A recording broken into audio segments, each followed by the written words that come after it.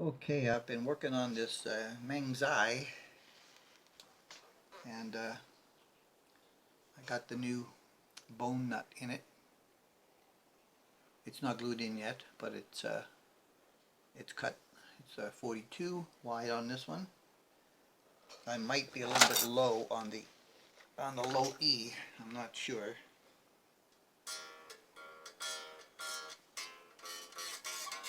but I won't know for sure until after I do the frets because yeah, there's a little bit of a ripple of fret problems across the board. And I wanted to use these factory strings as I normally do with the roller bridge in place. This is something that I didn't point out before, I don't think, but you know, the round head screws on the tailpiece, never seen round head screws on tailpiece like that before. They're always flat. They're always flat head screws. I just don't know where they found that. But anyway, the whole thing is going. I'm just going to keep the anchor posts. I'm going to put in a proper one. Less scuffed and the right brighter color of gold. I've got one for it. So the next step now I think is going to be the frets. There is some gunk on the frets up here. It could be glue or an adhesive of some kind. I'll put a picture up that I took of it earlier when I found out. Yeah, I'm going to have to clean this off before I try to do the frets because it's like sticky on the top. I don't want that to interfere with it. And it's some kind of an adhesive that looks like there's alphabetic characters in the adhesive that's there. I took a macro shot of it. The original nut, plastic like that, and whoops, there goes that dropsies again, and not a very nice piece of hardware. Well, can't even call it hardware, big holes in the bottom of it. They're very, very, very hollow. Yeah, it's hollow down to almost about where I drew the line, which was where it was across the top of the fretboard. Now when I took it off, I also noticed that the fretboard is not a single piece of rosewood. It's two pieces sandwiched together, and I think what they've done is tried to use the nicer part for the upside, and then they just turned the cruddy one under, sandwiched them together. I've got a macro shot of that from the end as well. It wasn't exactly cut square at the end, and the bottom side was sticking out a little bit, which was stopping the nut from being able to seal up against the end of the fretboard. So I had to very, very carefully cut that off with a little chisel bit from my X-Acto set here. It was painstakingly slow and very, very careful. I had to trim the edge of the binding right there as well, where the poly was on it before, because it was sticking out a little bit too far towards the tuners on the high E side. So now it's fitting down snug and in snug. I had to clean out the bottom, the wood, file it. I had to scrape it. I had to do a little X-Acto chiseling. I worked for quite some time to get this area cleaned up so that would fit in there nicely. I am not going to glue it until after I do the fret. I want to be able to move across here as necessary. To solve this,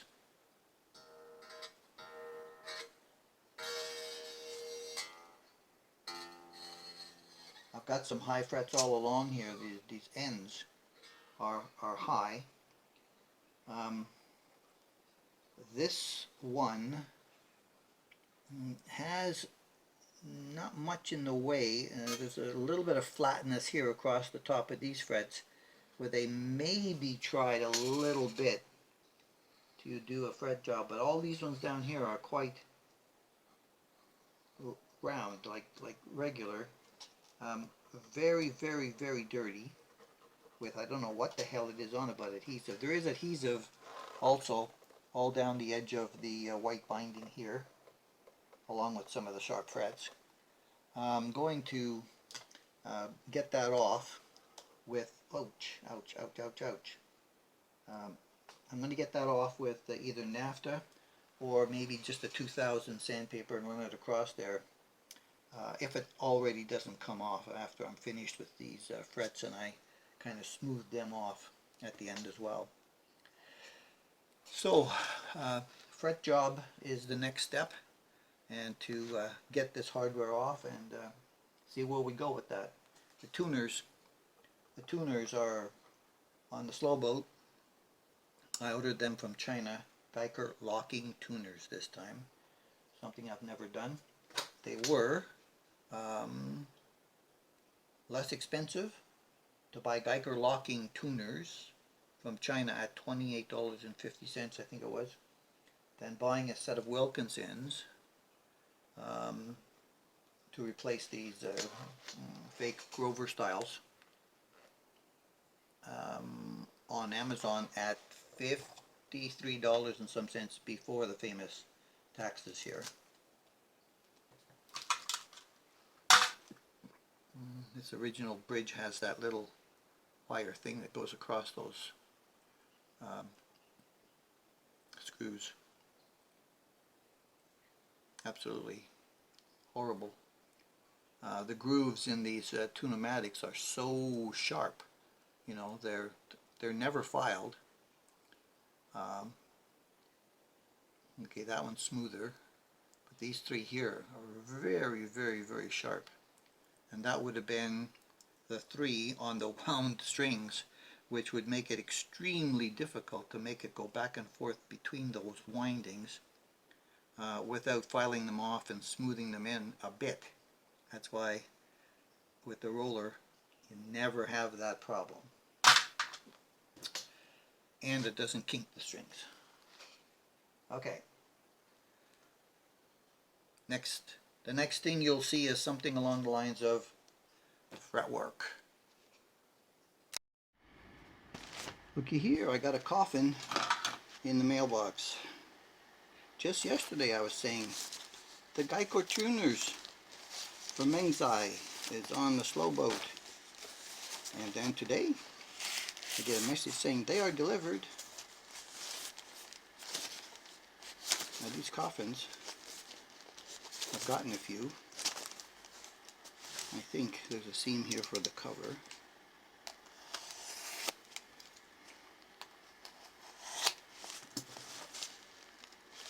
Is it? Is it? Nope.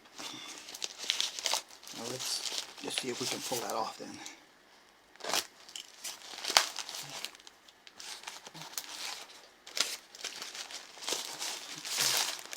Yeah, alright. Yeah, the cover is there. I don't know if that's the side I was cutting on or not. It's nice when they send you these little coffins with the stuff in it. I got the Wilkinsons in one of those as well. Oh, look at this. I even got a little range. That's the first time for that. Well, these feel pretty heavy. Let's hope they're not as slacky as the ones on the guitar. Let's check the posts. Oh, they're not rickety. Oh, they're solid.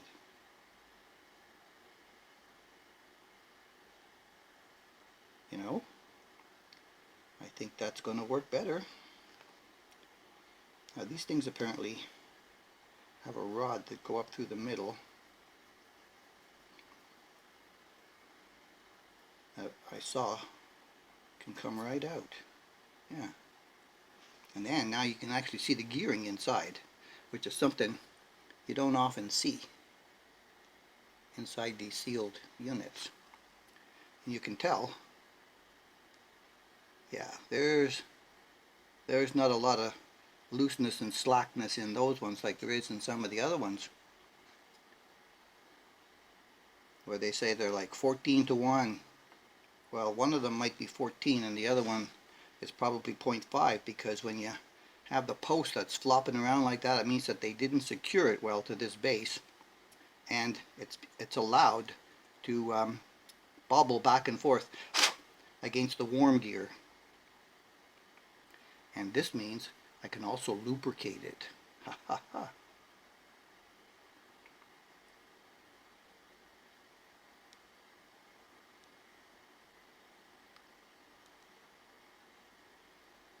Yeah, there's about a 1/16 of an inch based on the worm gear to the main drive, and they say these are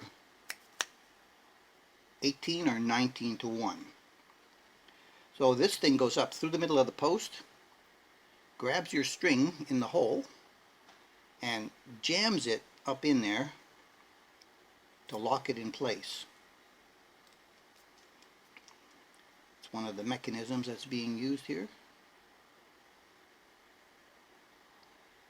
I don't normally use that, but I am gonna, tighten them up. And of course, when you get the big string is going to go in there and it's going to take up space. And you're not going to be able to close this up completely like you can with the thinner strings. So I am definitely going to put some of my special silicone synthetic grease. What do I call it? It's synthetic grease, multi-purpose synthetic grease, ultra slick. So I'm pretty stoked about that. I hope they fit on the headstock properly. Let's see how that goes in there. Wow, the nut on that is really small. I mean, everything else is kind of like beefy, and the nut is really small on that. Usually they're a little bit bigger. I would end up using my 10mm socket if I could find it to be a little bit, more precise with it. Yeah, the first time these things go together, they're sometimes a little bit tight because of the plating. Yeah, the plating on both sides gets in the threads. Oh, come on out of there. And then that makes them a little bit hard to start. So I always want to start them now before I try to put them on the guitar to get them cleaned out a little bit. And it won't hurt to put a little dab of silicone on there or some candle wax. Either one will probably do the job just as well. They've got a nice dome washer. It's beveled. It's quite nice. So hopefully that will look nice on the top of the guitar. So I just need to get to doing the fret job on it. So I'm doing some disassembly on the Mengzhisheng, and I got the tuners off, and as much as the rest of it looks okay from the outside for cleanliness, inside the tuner holes is just caked with white powder. There's a thick one right there. I'm going to have to figure out how to get that out without scratching everything up. And I'm going to do all this little bit of a cleanup before I start on the fretwork. As Mark says, hey gang, listen, just finishing up with the 2000 on the last end of the frets here, polishing and crowning at the same time, and then it's going to go to the steel wool to get the grains that have gone horizontally with the board to go across the board after we finish that, and then that brings them up to a gleaming shine. So just as usual, back and forth.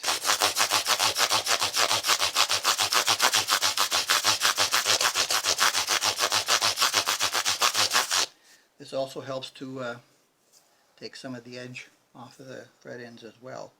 By the time this is done, there's very little filing, if any, that's left to be done. I don't think I'm going to have any on this one at this point. It's a little bit harder with the neck on a body, like on Les Pauls or any other set necks. Much easier to do the neck when it's sitting by itself. Whoops, lost it.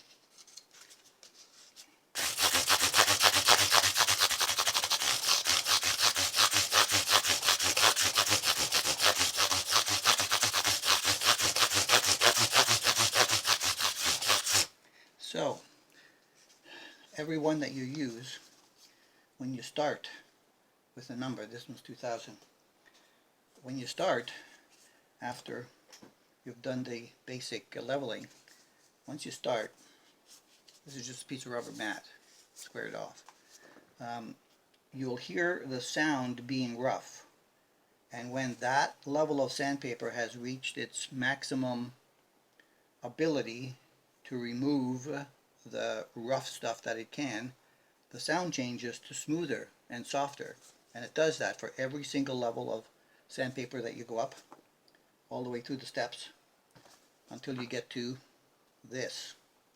Then when you get to this, it's just a matter of all the frets are basically very, very smooth, but the grain is this way. So now you just basically have to go across like that and bring them the other way, longitudinally with the fret. And again, you'll hear a certain amount of roughness, and when it smooths out and the sound changes and the feel changes, you can't do anything more with that fret with this tool. So I'm going to finish this up and get the tape off of here before it burnishes into that wood and pulls up, you know, splinters too much. I don't want to leave the adhesive on there too long. That's another thing. Don't leave the tape on your fretboard too long, especially if it's not a, you know, a maple one that's glossed, polyed, some kind of finish on it. It won't stick as hard as it does on this bare wood. Phew! We're at the lemon oil stage. How long have I been here? About 3 hours working on the fretboard.